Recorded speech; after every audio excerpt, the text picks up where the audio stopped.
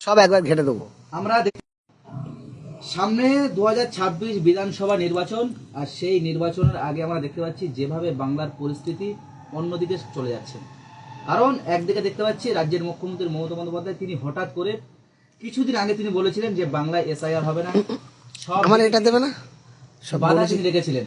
কিন্তু হঠাৎ করে রাজ্যের মুখ্যমন্ত্রী মমতা বন্দ্যোপাধ্যায় তিনি হঠাৎ করে সুপ্রিম কোর্টে দিন হাজির হলেন এবং এই কালো কোর্ট নিয়ে বর্তমান এখন বিস্ফোরক মন্তব্য করছেন একাধিক দলের নেতৃত্বরা। এবং বাংলায় যে জোট, তৃণমূল বিজেপি বিরোধী যে জোট হতে চলেছে, মহাজোট, একদিকে দেখতে পাচ্ছি আমরা কংগ্রেস সে একাই লড়বে বলছে 294 আসনে, কিন্তু আরেকদিকে যেমন সিপিএম, বাম, আইএসএফ এবং ইউপি এরা জোটে আসতে চলেছে। এই যে জোট নিয়ে যে ধোঁয়াশা রয়েছে, এই বিষয় নিয়ে আপনি কি মন্তব্য করছেন? জোট কি আদৌ হবে নাকি? নিশ্চয়ই জোট হবে। আমি সর্বপ্রথমে আজকের বলতে চাই 78 এইচ বাংলা এই চ্যানেলে যারা যারা দেখছেন প্রত্যেকটা ভাই বন্ধুদের কাছে আবেদন করব তাড়াতাড়ি এই ফেসবুক লাইভে সবাই যুক্ত হয়ে যান এবং সারা বাংলায় প্রত্যেকটা জাতি ধর্ম বর্ণ নির্বিশেষে সমস্ত মানুষের কাছে পৌঁছায় সেই উদ্যোগ সবাই মিলে নিন। কারণ এটা আমাদের কোনো ব্যক্তি স্বার্থ নয়, এটা করে আমরা কেউ কোটি টাকা রোজগার করব না, কিন্তু দেশ সমাজ এগুলো সঠিক পথে পরিচালিত করা এটা মানুষ হিসেবে মানবিক দায়িত্ব। তাই আমি বাংলার প্রত্যেকটা সুবুদ্ধি সম্পন্ন মানুষকে যথেষ্ট শ্রদ্ধা এবং ভালোবাসা জানিয়ে আমি আমার আলোচনা শুরু করছি। দেখুন, আমি হোসেন গাজী একজন মানবাধিকার কর্মী হিসাবে বাংলার প্রত্যেকটা মানুষের আন্তরিক শুভেচ্ছা জানিয়ে শুরু করছি আজকে মহাজোটের আলোচনা। মহাজোট মানে কি? মহাজোট মানে এটাই, আমার বাংলার বিভিন্ন ধর্মের মানুষ আছে, বিভিন্ন জাতির মানুষ আছে, বিভিন্ন ভাষার মানুষ আছে, বিভিন্ন স্তরের মানুষ আছে। তাই সমস্ত মানুষের কিন্তু একটা না একটা রাজনৈতিক দলকে ভোট দিতে হয়। আজকের একটা মহান আলোচনায় ছিলাম, সেখানে তৃণমূলের একজন প্রাক্তন সাংসদ এবং তিনি একজন বর্ষিয়ান আইপিএস অফিসার, হ্যাঁ, জহরবাবু, তিনি নিজেই বললেন বর্তমান পশ্চিমবঙ্গের যে ভবিষ্যৎ অন্ধকার সেটা মানুষকে ঠিক করতে হবে। কারণ আমাদের দেশের সংবিধান ডক্টর বি.আর. আম্বেদকর যে রচনা করেছেন, তিনি আমাদের সকলকে সমান অধিকার দিয়েছিলেন। তিনি আমাদের সকলের বাঁচার জন্য, মাথা উঁচু করে দাঁড়ানোর জন্য সেই অধিকার দিয়েছিল। দুর্ভাগ্যের বিষয়, কিছু রাজনৈতিক কারবারিরা স্বার্থসিদ্ধি করার জন্য আজ সেই সংবিধানকে কলঙ্কিত করছে, আজ দেশের মানুষের অধিকার থেকে বঞ্চিত করছে। সুতরাং তিনি নিজে বলেছেন যে আমি 1 নম্বর আন্দোলনকারী হিসাবে মমতাকে স্বাগত জানিয়েছিলাম, কিন্তু পরবর্তীকালে এই মমতা বন্দ্যোপাধ্যায় বাংলার বঞ্চিত মানুষ, বাংলার দলিত, আদিবাসী, এসটি, এসসি, ওবিসি, মাইনরিটি সহ বিভিন্ন সংখ্যালঘু মানুষের অধিকার থেকে বঞ্চিত করছে। আজ নেতাদের বাড়িতে কোটি কোটি টাকা। আমি একজন সিনিয়র অফিসার, আমি দেখলাম আমার বাড়ির পাশে একজন কাউন্সিলর, তার 3 তলা 4 তলা বাড়ি, তার এসি রুম, তার স্করপিও গাড়ি। কোথায় থেকে আসছে এগুলো? এত উৎসাহিত টাকা পয়সা কোথায় দিয়ে আসছে? উৎসর্গ রোজগারটা কোথায় থেকে? আর বাস্তব আমি সেই কথাটাই আমি বাংলার প্রত্যেকটা সুবুদ্ধি সম্পন্ন মানুষের বলতে পারি, আপনি ভোট দেওয়ার আগে নিজের বুকে হাত দিয়ে বলুন তো, নিজের বুকে হাত দিয়ে একবার ভাবুন, আজকে যদি আপনার গ্রামে একটা তৃণমূলের পঞ্চায়েত প্রধান, তার স্করপিও গাড়ি, তার বিশাল বড় বাড়ি, কোটি কোটি টাকার মালিক, কি করে হয়েছে ভাই? জিজ্ঞাসা করবেন কোথা থেকে আসলো এত টাকা? আপনি ভাবুন তো, সারা পশ্চিমবঙ্গের একটা তৃণমূল পঞ্চায়েত প্রধানের দেখান যে এখন গরিব আছে, যে এখন ছোট বাড়িতে আছে। আমি প্রত্যেকটা প্রধানের ক্ষেত্রে বলি, একটা প্রধান ক টাকা মাইনে পায়? একটা প্রধান ক টাকা মাইনে পায়? তাহলে কোটি কোটি টাকার মালিক কোথা থেকে হলো? ভাবুন, একটা তৃণমূলের পঞ্চায়েত এমএলএ, তার 10টা 12টা করে বডিগার্ড, এই মাইনেগুলো কোথা থেকে আসে? টাকা কোথা থেকে আসছে? এর আগে অনেক রাজনৈতিক দলের সরকার ছিল বা এমএলএ ছিল, তাদের ক্ষেত্রে আপনি দেখুন তাদের কটা বডিগার্ড ছিল, তাদের চলাফেরা কেমন ছিল, আর বর্তমান এই তৃণমূল পিরিয়ডে পরিস্থিতি কোন জায়গায় নিয়ে গেছে। ফলে আমরা দেশের নাগরিক হিসাবে আমাদের তো দায়িত্ব এগুলো, দেশ পরিচালনার ক্ষেত্রে আমাদের ভূমিকা নেওয়ার। আমি জানি কোনো রাজনৈতিক দলের নেতা আমাদের খাওয়াবে না, আপনার রোজগার আপনার করে খেতে হবে, কিন্তু দেশের সঠিক নীতি আদর্শ, দেশ পরিচালনার ক্ষেত্রে আপনার একটা ভূমিকা আছে। কারণ আপনার একটা ভোটেতে নির্বাচিত হবে প্রধান, আপনার ভোটে নির্বাচিত হবে এমএলএ, এমপি এবং সরকার তৈরি হবে, পঞ্চায়েত প্রধান তৈরি হবে। ফলে আপনার ভোট অনেক মূল্যবান। সেই ভোটটা কি যেন তেন প্রকারে নষ্ট করবেন, না মূল্যবান জায়গায় দেবেন? আমার আবেদন এই জায়গায়। আজ কংগ্রেসের কাছে আমার আবেদন, আপনারা কি ইতিহাসটা ভুলে গেলেন? আপনার লোকেরা অত্যাচারিত হয়েছে এই তৃণমূলের দ্বারায়। আর বিজেপি আর তৃণমূল তো এক। বিজেপির ঘরেতে জন্মেছে তৃণমূল, এটা তো অস্বীকারের কোনো জায়গা নেই। আজকের বাংলায় কি সুন্দর একটা দুদিন আগে বাজেট হলো। এই বাজেট অধিবেশন থেকে তৃণমূলের কেউ কেউ, যারা তৃণমূলের অন্ধভক্ত, যারা একদম তৃণমূলকে গিলে খেয়েছে, এইরকম ধরনের কিছু শ্রেণীর মানুষ তারা ফেসবুকে লেখালেখি করছে, আমার দিদি অনেক ভালো। আবার শওকত মোল্লা বলছে দিদি ভগবান। দিদি ভগবান, ভগবান সব হয়ে গেল আর আল্লাহ তোমার বাবা হয়ে গেল। ফলে শওকত মোল্লার এই যে দ্বিচারিতা, আমি বাংলার প্রত্যেকটা মানুষের বলতে চাই, আপনারা বুঝুন ভালো করে, একটু ভাবুন মহাজোটে কেন প্রয়োজন। আজকে যদি এসআইআর নিয়ে দিদি সুপ্রিম কোর্টে গেছে, বাহ, খুব ভালো কথা। আমি জানতে চাই, দিদি যদি মনে করতেন না যে আমি বাংলায় এসআইআর হতে দেব না, তাহলে বিধানসভায় বিল পাস করতেন। কেন বিধানসভায় এসআইআর বিরোধী বিল আনতে পারলো না? শওকত মোল্লা জবাব দিতে পারবেন? আপনি তো বিধায়ক, কেন প্রস্তাব দিলেন না? পারবে না। তৃণমূলের একটাও নেতা জবাব দিতে পারবে? পারবে না। ফলে নরেন্দ্র মোদীর কাছে বিজেপি সরকারের টাকায় হেলিকপ্টার চড়বে, বিজেপি সরকারের টাকায় তারা বাহাদুরি করবে। বিজেপির হাত থেকে অভিষেক ব্যানার্জি, মমতা ব্যানার্জি, শওকত মোল্লারা জেলে যাওয়ার থেকে মুক্তি হওয়ার জন্য চুক্তি হয়ে যাবে গোপনে। তাই অভয়াকাণ্ডের বিচার হলো না, রাতারাতি পাঁচিল ভেঙে উড়ে গেল। আবার এসআইআর নিয়ে মোটা টাকার বান্ডিল বস্তা ভরে নিয়ে চলে আসলো কে? তৃণমূল সরকার। আর কি করলেন? তিনি করে দিলেন 95 লক্ষ লোক দিয়েছে। আপনি বলুন, সারা পশ্চিমবঙ্গের প্রত্যেকটা জেলার মানুষের বলতে চাই, আপনার পাড়ায় এসআইআর ফর্ম ফিল আপ কারা করেছে? এসআইআর ফর্ম জমা কারা নিয়েছে? তৃণমূল পরিচালিত পার্টি অফিস, তৃণমূল পরিচালিত পঞ্চায়েত, তৃণমূল পরিচালিত সমস্ত মেম্বার, তারা যুক্ত হয়ে এই ফর্ম ফিল আপের এসআইআর কাজ নিয়েছে। কারণ মমতা ব্যানার্জি কয়েক হাজার কোটি টাকায় এসআইআর নাম করে সরকার নিয়েছে। ফলে তার মুখ পুড়ে যাবে। তাই মানুষ যখন বিচ্ছিন্ন হয়ে যাচ্ছে, তৃণমূলের ছিছি করছে আর তৃণমূলের পক্ষে নেই। মমতা ব্যানার্জি এই মানুষকে বুঝাতে চাইলো, দেখো আমি তোমাদের জন্য সুপ্রিম কোর্টে এসেছি, দেখো আমি তোমাদের জন্য নির্বাচন কমিশনের কাছে এসেছি। এতদূর যাওয়া লাগতো না। আপনার কান টানলে মাথা আসে, একটা লোকের কান এরম টানবেন, মাথা ঘুরে যাবে। ফলে কান হলো আপনার এলাকা, আপনার এলাকার বিএলওর, আপনার এলাকার যদি বিডিও, তারা গণইস্তফা দিয়ে বলতেন যে আমরা এই এসআইআর করতে চাই না। গ্রামের মানুষের অভিযোগ, আমরা এসআইআর করব না। তাহলে নরেন্দ্র মোদী, অমিত শাহর বাপের ক্ষমতা নিয়ে আপনার পশ্চিমবঙ্গের কোনো একটা জেলা, কোনো একটা ব্লক, কোনো একটা পঞ্চায়েত, কোনো একটা অঞ্চলে এরকম ঘটনা ঘটতে পারে। সুতরাং তৃণমূল এদিকে ঘরে আগুন লাগিয়ে দিয়েছে, আবার ওদিকে বালতি নিয়ে ছুটে গিয়েছে, এরকম একটা ঘটনা ঘটেছে। তৃণমূল সরকার আসে 2011 সালে। 2012 সালের 20 নভেম্বর দুপুরবেলা 12:45 মমতা ব্যানার্জির বাড়ির পাশে সন্তোষপুর 16 বিঘা বস্তি আগুন লাগিয়ে দিয়েছে। কেন? ওই জায়গাটা দখল করার জন্য। 400 বিঘা জায়গা, নাম দিয়েছে 16 বিঘা বস্তি। আর পাশে ফ্ল্যাট করেছে, বলে ফ্ল্যাটে চলে যাও, 55,000 করে টাকা দাও আর মাসে 3,000 টাকা দাও, ফ্ল্যাটে যাও। এবার গরিব মানুষ, তারা ফ্ল্যাটে যাবে কি করে? 3,000 টাকা মাসে দেবে কি করে? তাহলে তো ভাড়া বাড়ি থাকতো। সুতরাং পরে দেখলাম পার্থ চট্টোপাধ্যায়, ববি হাকিম, ওই তোমার জবেদ খান, ওই কুন্তরী দাস, দুলাল দাস সব ছুটেছে। ফলে নাটক মানুষ ধরে ফেলেছে। পরে মারধর করে তাড়িয়ে দিল। তারপর বলছে বাবা বস্তি থাক।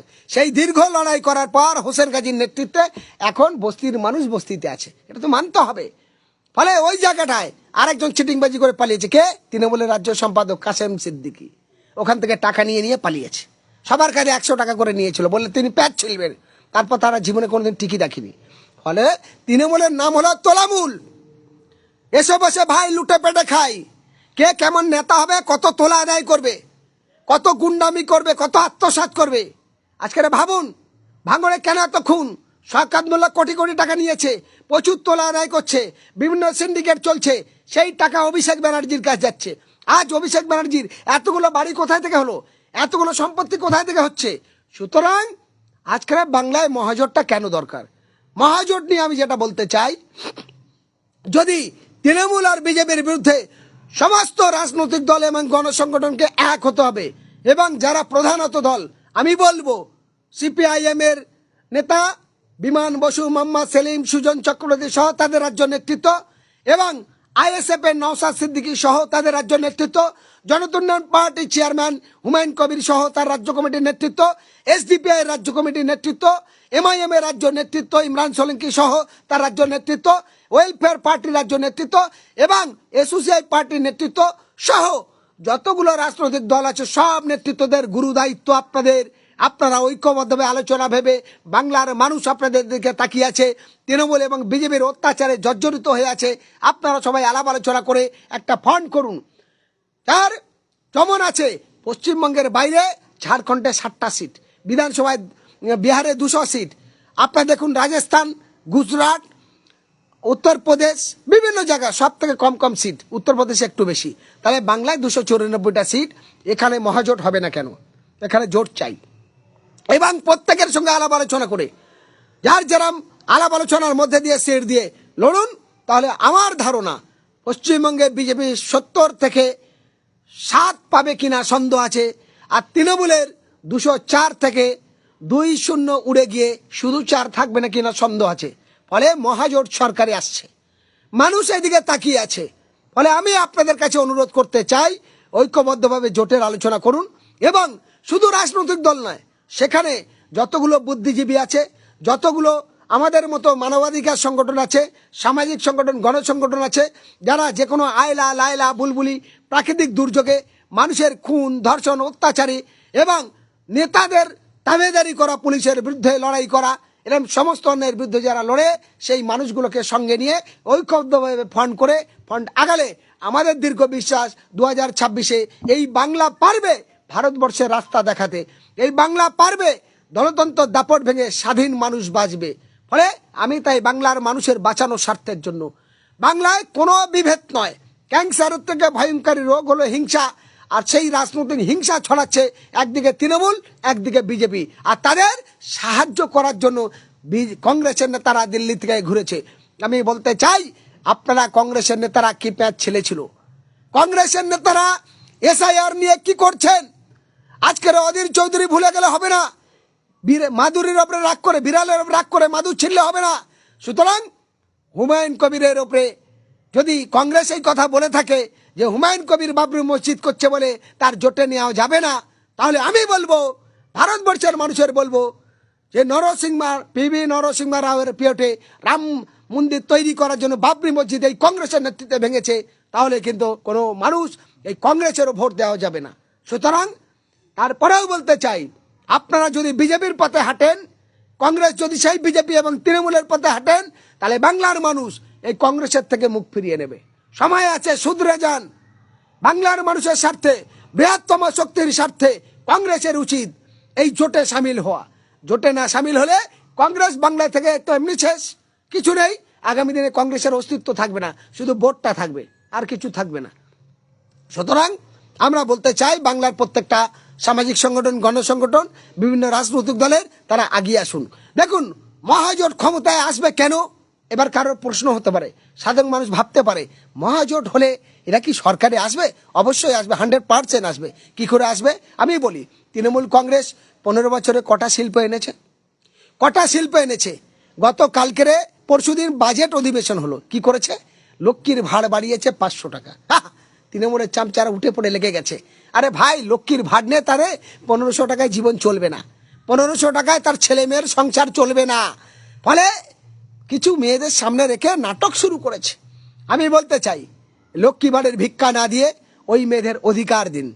হস্তশিল্প, কুটির শিল্প, ক্ষুদ্র শিল্প, হাতের বহু রকম কাজ আছে, ট্রেনিং দিয়ে ওই মেয়েটার কাজ দিন, লোন দিন, বাড়ি বসে 20 থেকে 50,000 টাকা রোজগার করতে পারে।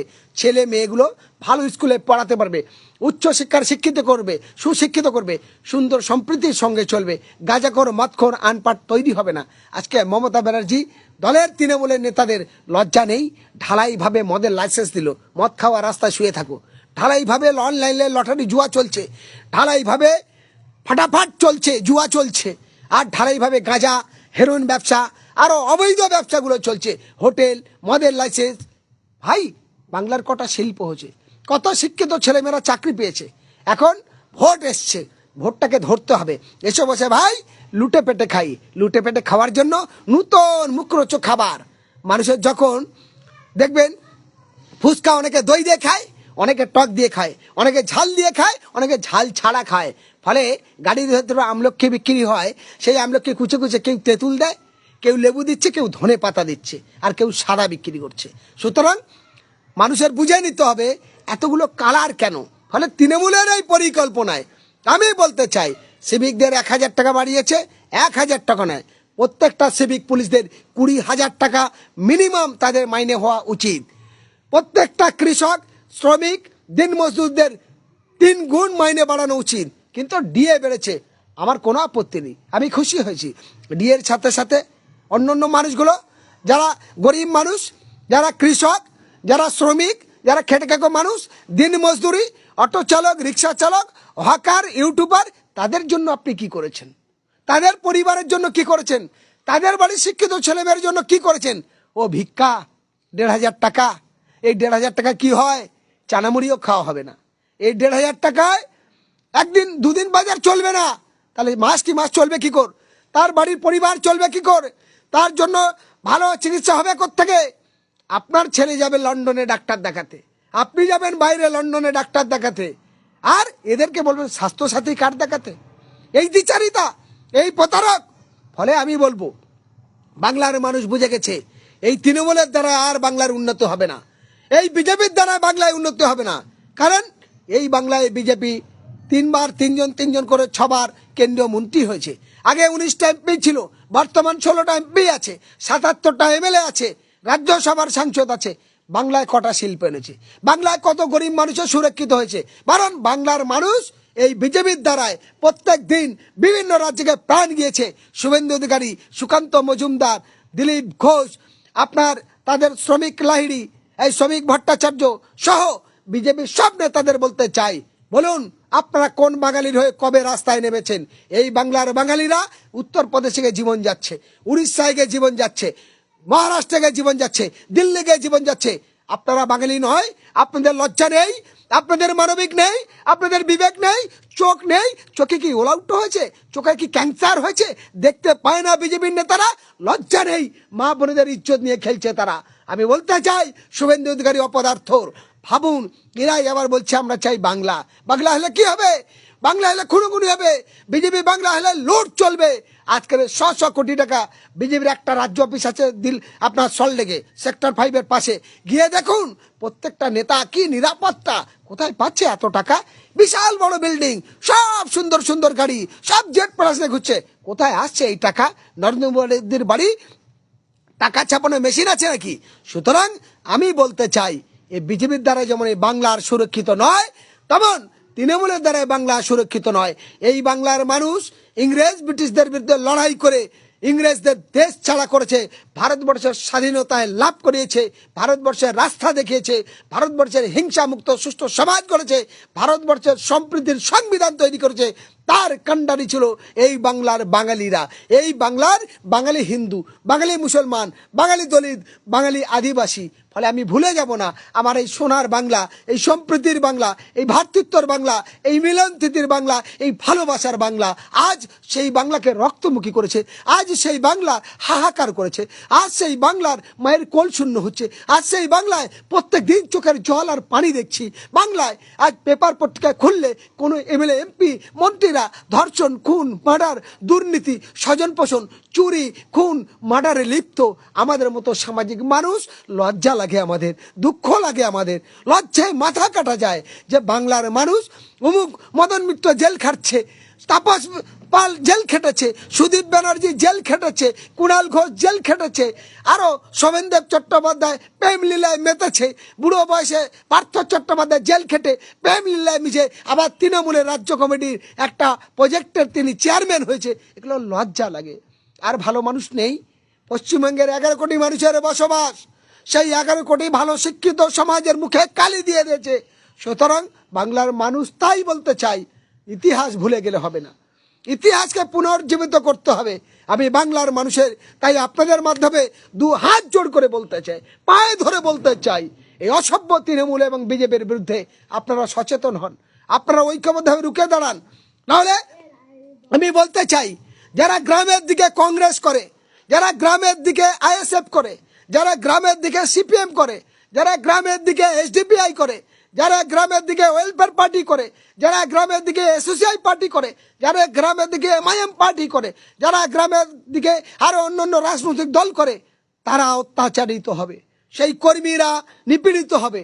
তাই আমি নেতৃত্বদের কাছে আবেদন করব, একটু ভাবুন আপনার দলের কথা, আপনার কর্মীদের কথা, মানুষের জীবনের কথা। তৃণমূলের চোখ রাঙানো, ধমকানি চমকানি, বিজেপির এই সাম্প্রদায়িক কথা আর কতদিন অত্যাচার সহ্য করবে? এই অত্যাচারের সীমা ছেড়ে গেছে। তাই বাংলার মানুষ এখন তাকিয়ে আছে মহাজোটের দিকে। যদি মহাজোট হয় তাহলে বাংলার পরিবর্তন হবে, মানুষ হাসবে, মানুষ খুশি হবে, মানুষ চাকরিজীবী হবে, মানুষ উৎসাহিত হয়ে কাঁধে কাঁধ মিলে বাংলার নামে স্লোগান দেবে, আমার বাংলা চেতনা ফিরেছে। তাই বাংলার মানুষ মহাজোট করেছে, তাই বলছে এসব বসে ভাই লুটে পেটে খাই, তোমরা এবার বিদায় নাও, আমরা ভাই ভাই, আর এই তৃণমূল বিজেপির ঠাঁই নাই। হিন্দু মুসলিম দলিত আদিবাসী শিখ ইসাই ভাই ভাই, এই তৃণমূল বিজেপির অত্যাচার থেকে নতুন বাংলা গড়তে চাই। মানুষের মধ্যে ভাব তৈরি হয়েছে, মানুষের মধ্যে আলাপ আলোচনায় চর্চা তৈরি হয়েছে। আর এই চর্চাকে যারা বিচ্ছিন্ন করবে তারাই জানবো পেছন থেকে বিজেপির দালালি টাকা নিয়েছে। এরাই যদি সম্প্রীতি নষ্ট করে তাহলে যে দল করবে আমরা জানবো তারা বিজেপির থেকে টাকা খেয়েছে, তৃণমূলের থেকে টাকা খেয়েছে। আজকের যেমন বাংলায় একটা খুন হলে, বাংলায় একটা মার্ডার হলে, বাংলায় একটা ধর্ষণ হলে, বাংলায় একটা দুর্নীতি হলে এনআইএ তদন্ত হয়, সিবিআই তদন্ত হয়, সিআইডি তদন্ত হয়, কিন্তু একটাও ন্যায় ইনসাফ হয় না, একটাও বিচার সলিড হয় না। সব কালমে কুচ কালা হয়। যেমন এনআইএ করছে, ইডি করছে, সিবিআই করছে, সিআইডি করছে, এরা সব কালমে কুচ কালা হয়। টাকাইতে এপিট আর ওপিট, টাকার এপিটে রাজা, ওপিটে ফুল, জিনিস এক। তৃণমূল আর বিজেপি পদ্মফুল আর ঘাসফুল, জিনিস এক। বিচার মানুষ পাবে না, মানুষ বুঝে গেছে।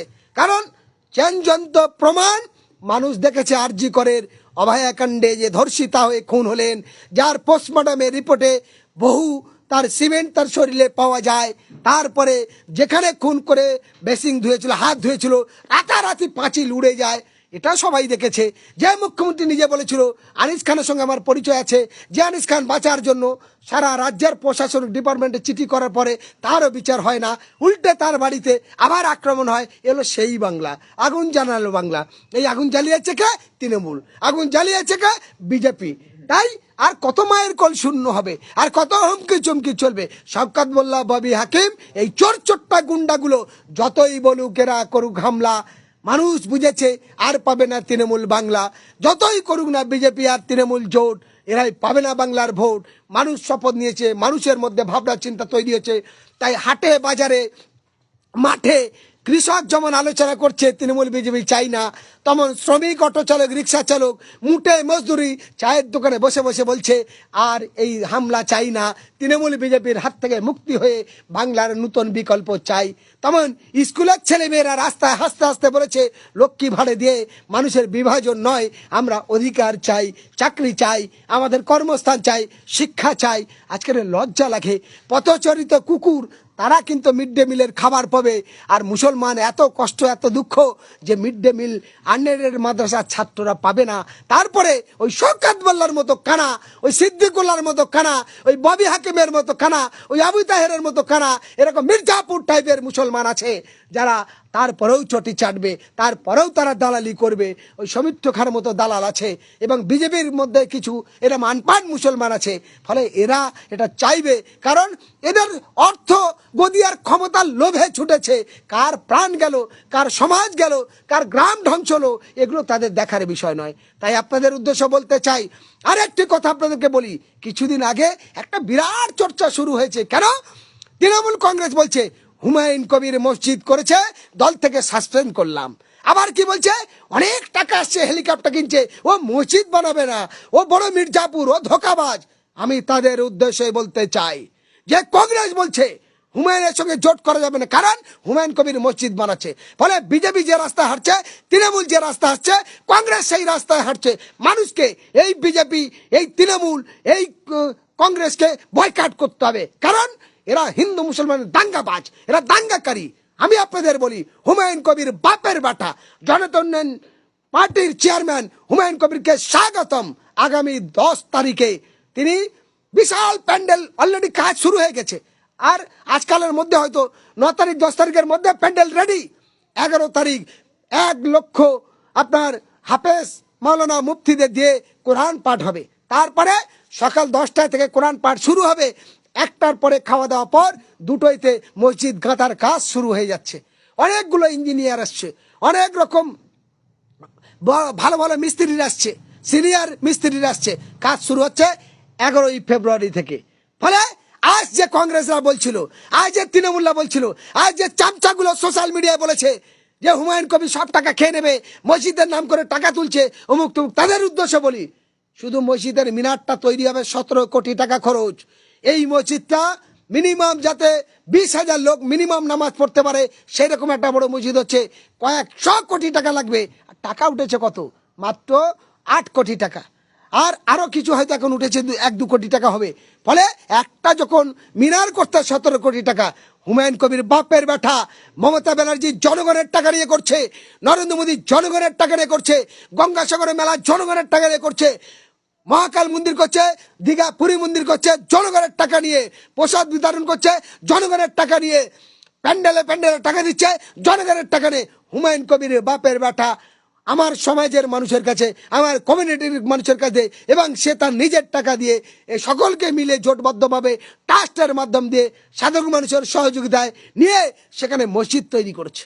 ফলে শুধু মসজিদ নয়, সেখানে ইউনিভার্সিটি হবে, সেখানে হসপিটাল তৈরি হবে, মডেল স্কুল তৈরি হবে, বহু মানুষের কর্মস্থানের ব্যবস্থা হবে, বাইরে থেকে যে অতিথিরা আসবে অল্প পয়সা সুন্দর থাকার জন্য সেখানে আবাসিক হোটেল তৈরি হবে। ফলে এত সুন্দর সুন্দর কর্মস্থান নিচ্ছে, যেখানে হাজার হাজার বেকার সমস্যার সমাধান তৈরি হবে।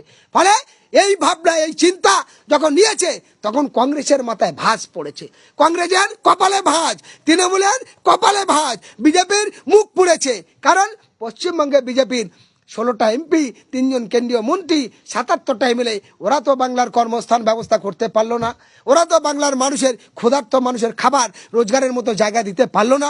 15 বছরের তৃণমূল পরিচালিত সরকার, মুখ্যমন্ত্রী নিজে বলছেন ঘুগনি বেচো, পুরি বেচো, চা বেচো, কোথায়? কালীঘাটে দিদির বাড়ি গিয়ে বিক্রি করবে নাকি?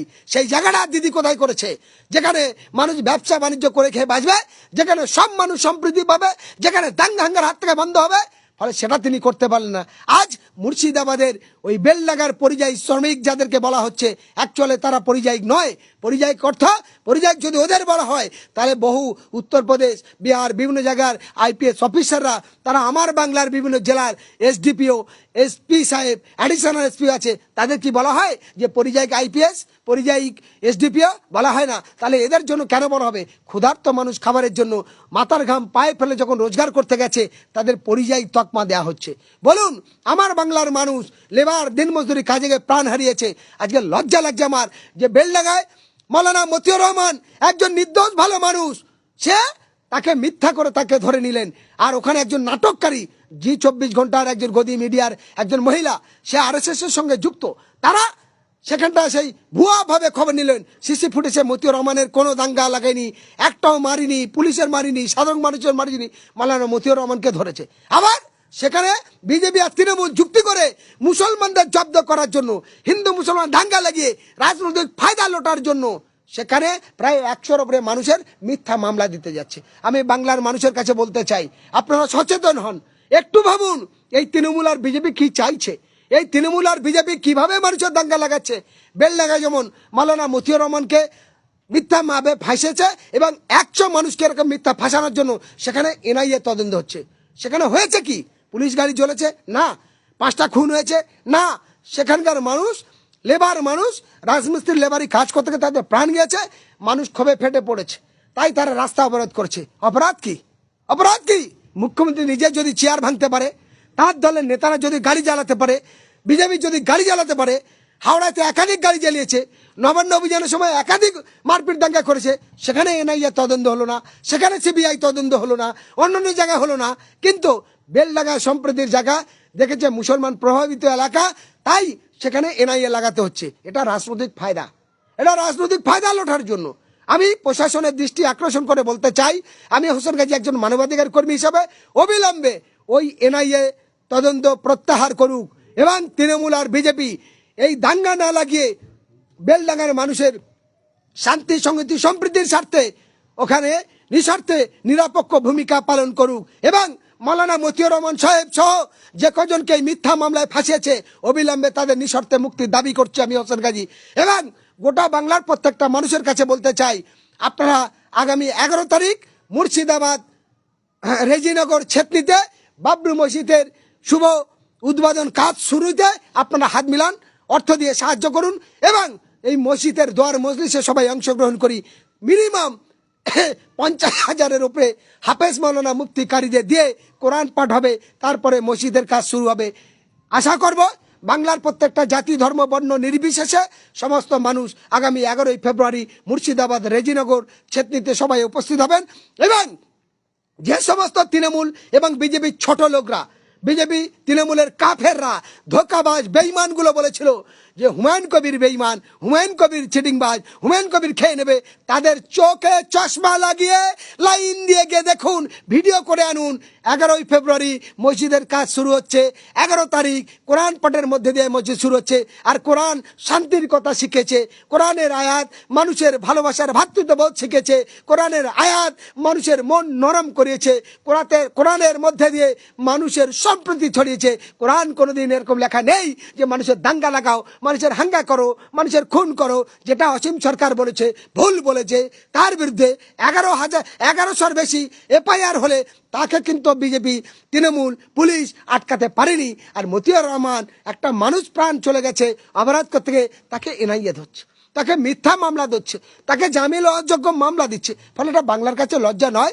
আমি বাংলার প্রত্যেকটা বিবেকমান মানুষের কাছে বলবো, আপনি ভাবুন, আমরা কলকাতায় গেছি, চিত্তরঞ্জন হসপিটাল, মেডিকেল হসপিটাল বা পিজি হসপিটালের সামনে, কলকাতার রাজধানী রাজ্যপালের ভবনের সামনে বা নবান্ন রাইটার্সের সামনে একটা মানুষ অ্যাক্সিডেন্ট করেছে। তাহলে আমার কাজ কি? আমি মানুষ হিসাবে আমি দেখব না সে হিন্দু না মুসলমান, সে কংগ্রেস না তৃণমূল, সিপিএম না বিজেপি, এটা দেখার বিষয় নয়। আমি মানুষ হিসেবে আমার বিবেক ওই মানুষটাকে তুলে একটু জল ও পানি দেওয়া, একটু ডাক্তারখানা নিয়ে যাওয়া, একটু ওষুধ দিয়ে সুস্থ করে তার বাড়ি পৌঁছানো, এটাই হলো মানবতা, এটাই হলো মানবিক, এটাই হলো বিবেক সাড়া দেয়। কিন্তু দুর্ভাগ্যে রাজনীতির ক্ষমতা পাওয়ার জন্য তৃণমূল বিজেপি কি করছে? আগুন লাগিয়ে দাও, খুন করে দাও, গুলি চালাও, বুথ দখল করো। কেন এটা করছে? তার কারণ কি? কারণ তাদের মানুষের প্রতি ভালোবাসা নেই, কারণ মানুষের মধ্যে তাদের বিশ্বাস নেই। তাই তাদের অর্থ গদি ক্ষমতা লোটার জন্য জোর করে দখল করতে হবে। তাই তো আমরা দেখলাম গত পঞ্চায়েত নির্বাচনে ক্যানিং পূর্ব, ক্যানিং পশ্চিম বড় বড় কথা বলে ক্যানিং এর এমএলএ শওকত মোল্লা, পরেশ দাস একটাও কিন্তু ভোট করাতে পারলো না। ক্ষমতা নেই, তারা ভোট হলে জানে একটা পঞ্চায়েত জিতবে না। তাহলে অভিষেক ব্যানার্জি তাদের থেকে, প্রার্থীদের থেকে কোটি কোটি টাকা নিয়েছে। ফলে এই টাকা নিয়ে আর কতদিন চলবে? আমি আপনাদের উদ্দেশ্যে বলতে চাই, আমার দেশের সংবিধান সকলকে সমান অধিকার দিয়েছে। অবাধ সুষ্ঠু নির্বাচনের জন্য মাননীয় গণেশ কুমার নির্বাচন কমিশনার, তিনি যে অপদার্থতার পরিচয় দিয়েছে, আমি বলবো গণেশ কুমারের জ্ঞানের অভাব যদি থাকে, একটু ভালো করে গ্যামাসান খেয়ে নাও, তাহলে তোমার হয়তো বুদ্ধি খুলতে পারে। সুতরাং নির্বাচন কমিশনের দায়িত্ব অবাধ সুষ্ঠু নির্বাচন করা, কারণ সে যে খায় পরে সেটা জনগণের ট্যাক্সের টাকা।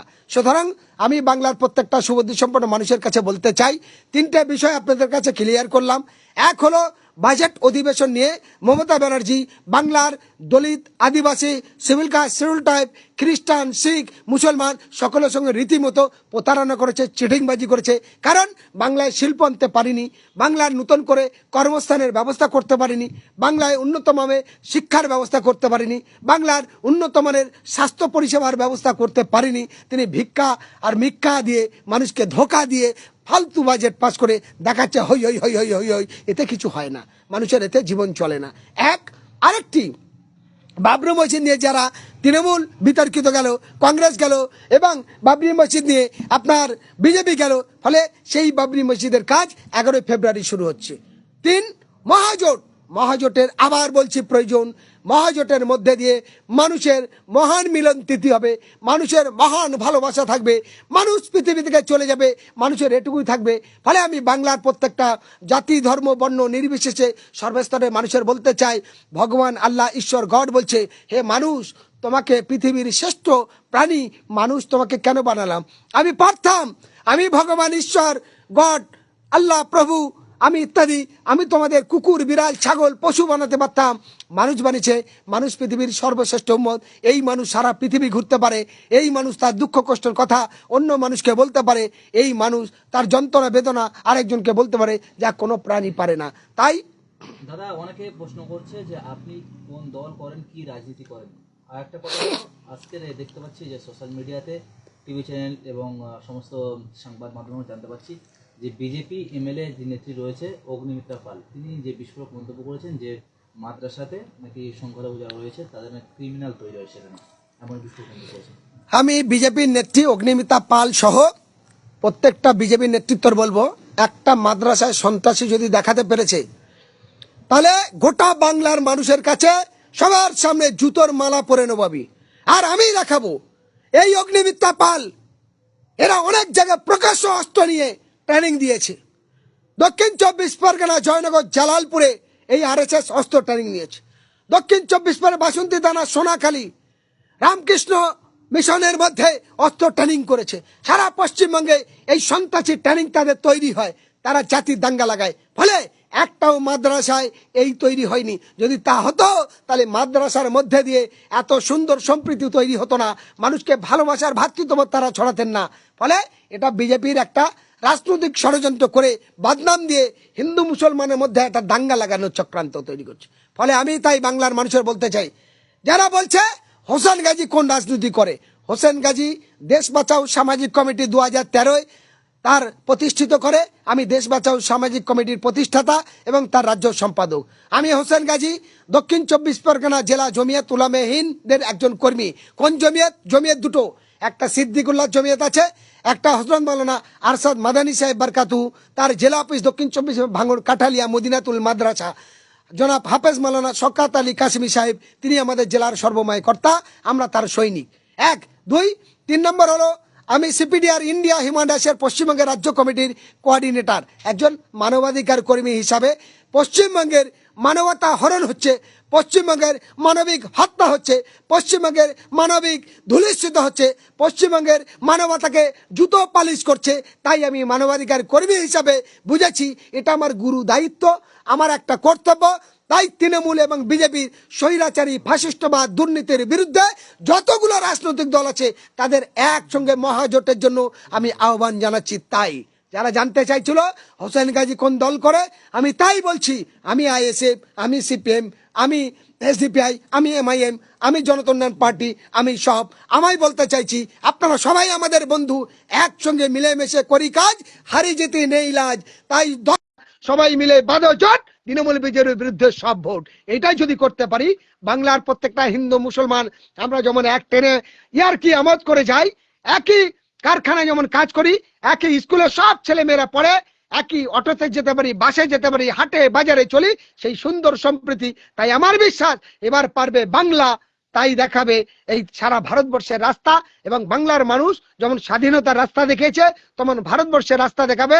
2026 নির্বাচনে তৃণমূল বিজেপির পরাস্ত করবে। হুমায়ুন কবির তিনি একসময় বলেছিলেন, কিছুদিন আগে তিনি বলেছিলেন যে বিজেপি যদি আমাকে সাপোর্ট দেয়, তৃণমূল যদি আমাকে সাপোর্ট দেয়, তাহলে আমি সেদিকে যাবো। তাহলে এটা কি রাজনৈতিক চাল বলে মনে করছেন?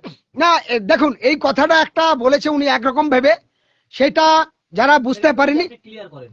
এই কথাটা আমি ক্লিয়ার করছি। হুমায়ুন কবির যে কথাটি বলেছিলেন, যে জেউপি চেয়ারম্যান, তাকে আমি সম্মান করি, শ্রদ্ধা করি, কারণ তার নামে যে যা বলে বলুক, আমি নিজের চোখে প্রমাণিত বহু মানুষের কর্মস্থানের ব্যবস্থা করেছে। সেখানে বাবরি মসজিদকে কেন্দ্র করে ইউনিভার্সিটি হবে, হাসপাতাল তৈরি হবে, আবাসিক হোটেল হবে, মডেল স্কুল হবে, হেলিপ্যাড হবে, আরো অনেক কিছু তৈরি করতে চাইছে। তার জন্য একটা বড় টাকার দরকার। তিনি গুটি গুটি পায় সেই কাজ শুরু করেছে। আগামী 11ই ফেব্রুয়ারি সারা রাজ্যের মানুষ যারা এই বিতর্কিত করছে তাদের বলবো গিয়ে দেখে আসবেন। ফলে হুমায়ুন কবির কি বলেছে? তিনি বলেনি আমি তৃণমূলে চলে যাব, তিনি বলেনি আমি বিজেপি চলে যাব। তিনি বলেছেন যদি ত্রিমুখী সরকার গঠনের জন্য পশ্চিম ধরুন 294টা সিট, 294টা সিটে তিনি একটা তর্কের কথা বলেছে।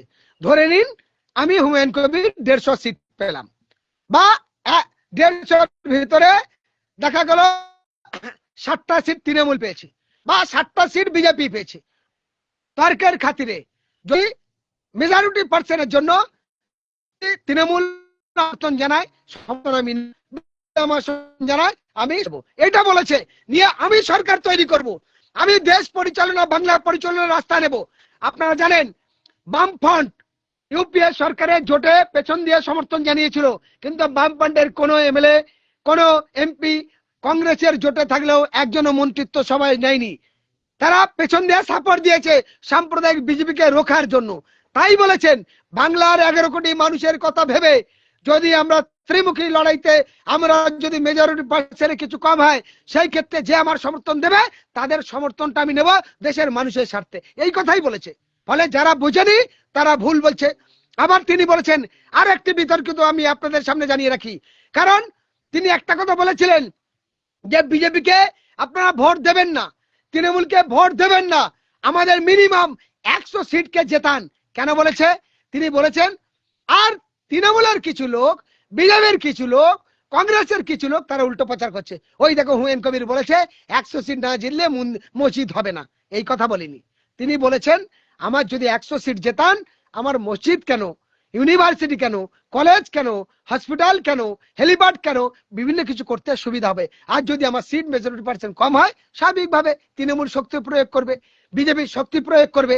আজ তো আপনারা দেখছেন মসজিদ করার অপরাধে তৃণমূল তাকে সাসপেন্ড করলো, কিন্তু মমতা ব্যানার্জি মন্দির করছে, তিনি প্রসাদ বিতরণ করছে, তিনি পূজার টাকা দিচ্ছে, তিনি খেলা মেলা নিচ্ছে, তারকে বহিষ্কার করেছে ভাই।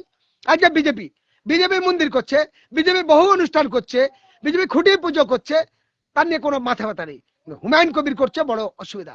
ফলে যে কোনো যদি মুসলিম মুখ বা দলিত মুখ তারাও যদি প্রতিবাদ করে তারা সঠিক জায়গায়, তখন তাদের বিভিন্ন রকম তকমা দিয়ে আটকানোর চেষ্টা করে।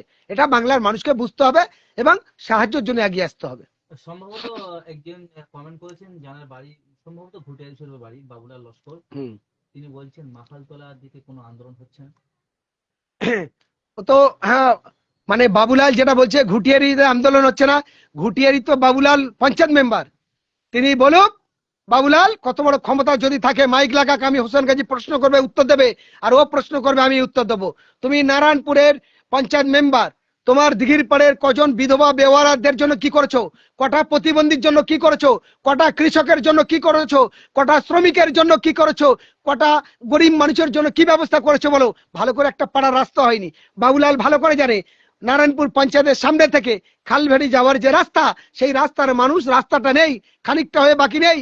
ওই রাস্তাটা কত, খুব বেশি হলে 50 মিটার রাস্তা হবে, সেইটুকু করার যাদের ক্ষমতা নেই, পঞ্চায়েতে ভোটে জিতে নিত, ও সিলেকশন মেম্বার, কি জানবে? নতুন ছেলে রাজনীতিতে এসছে, পড়াশোনা জানে, কিন্তু এখন সে ওই নেতাদের পিছনে ঘুরে তাদের মতো হয়ে গেছে।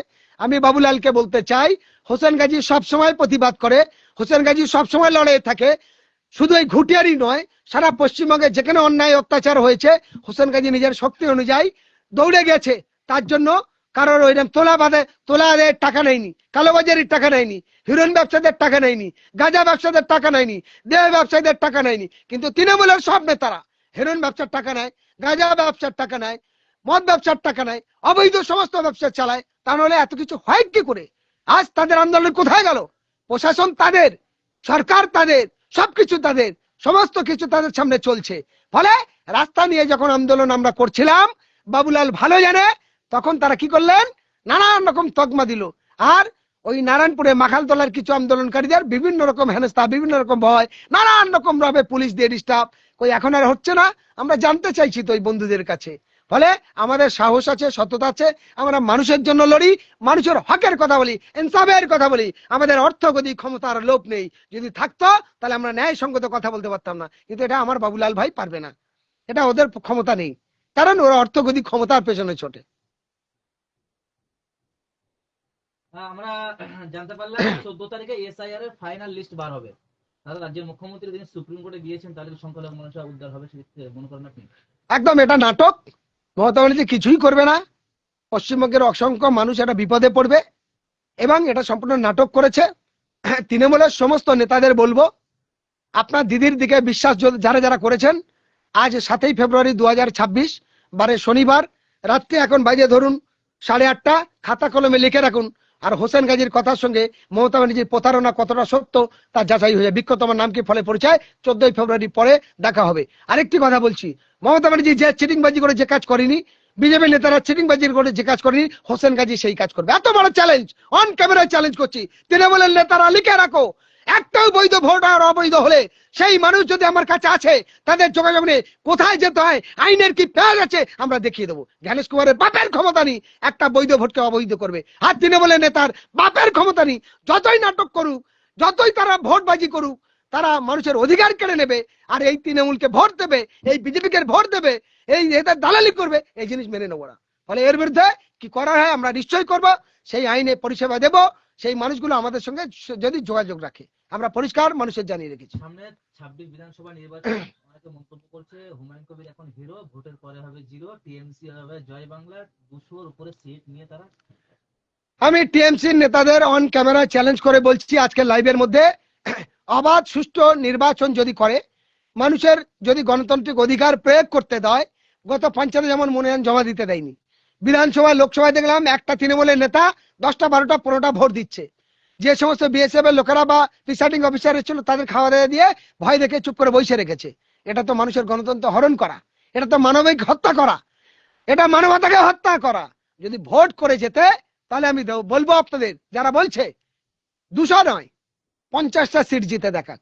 তৃণমূলের যদি ক্ষমতা থাকে 50টা সিট অবাধ সুষ্ঠু নির্বাচন করে জিতে দেখাক। বলুক পশ্চিমবঙ্গের কোন বিধানসভা জিতবে যেখানে সুস্থ ভোট করে জিতবে, একটা বিধানসভা তৃণমূলের নেতার নাম বলে দেখাক। আমি হোসেন গাজী নাম করে বলছি, পশ্চিমবঙ্গের 294টা, এমনকি মমতা ব্যানার্জির ভবানীপুরেও জিততে পারবে না। নন্দীগ্রামে তো হেরেছে, এখানেও হারতো। ফলে আর কত ধমকে চমকে নেবে, কত কারচুপি করবে। নরেন্দ্র মোদীরাও বলতে চাই, তারা যদি বিহারে যদি ভোট চুরি না করতো, বিহারে নীতিশ সরকার করতে পারতো না, ফলে বিকল্পরা শক্তি আসতো। তাই আমি আপনাদের উদ্দেশ্যে বলতে চাই, মানুষ যদি জোট বাঁধে, মানুষ ঐক্যবদ্ধ ভাবে হয়, তাহলে 15 বছর বিজেপি তৃণমূলের দেখেছো, 20 বছর বিজেপি দেখছো, একবারের জন্য মহাজোটকে সমর্থন দিয়ে দেখো বাংলার উন্নত কিভাবে হয়, বাংলার পরিবর্তন কিভাবে হয়, বাংলার শান্তি কিভাবে ফেরে, বাংলার মানুষের ন্যায্য অধিকার কি করে পায়, বাংলার শিক্ষা স্বাস্থ্য এবং কর্মস্থান কিভাবে পরিবর্তন গুছায়, আপনারা দেখে নেবেন। এটুকু আবেদন রাখছি আপনাদের।